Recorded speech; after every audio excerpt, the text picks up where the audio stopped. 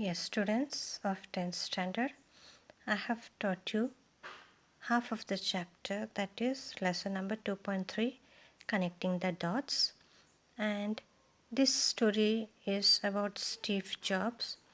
That is, Steve Jobs want to tell three stories of his life. That the first one is about the first story is about connecting the dots, and the second is about his love and loss, and the third story is about his death.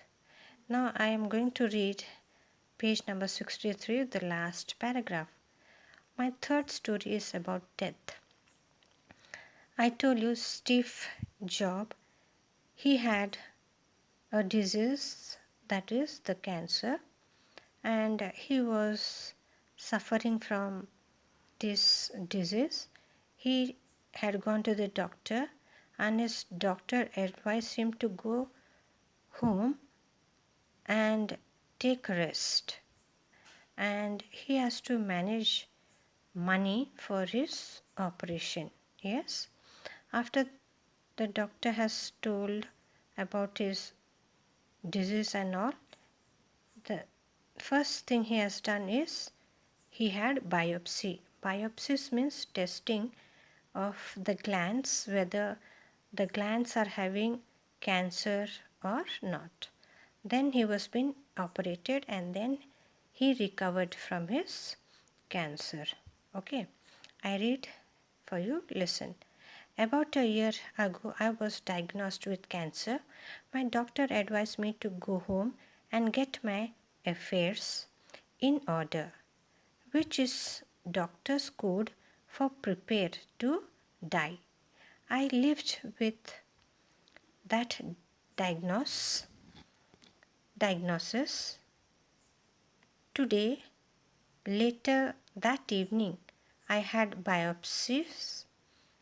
It turned out to be a very rare form of pancreatic cancer that is curable with surgery. I had the surgery and I am fine. That means he had cancer which affected the pancreas, and this pancreas were affected and which led to the cancer. And this pancreatic cancer, it is curable with certain operations. Okay, now turn to page number 64. This was the closest I have been to facing death, and I hope it is the closest I get for a few more decades. Having lived through it, I can now say this to you. Your time is limited, so don't waste it living someone else's life. Don't be trapped by dogma.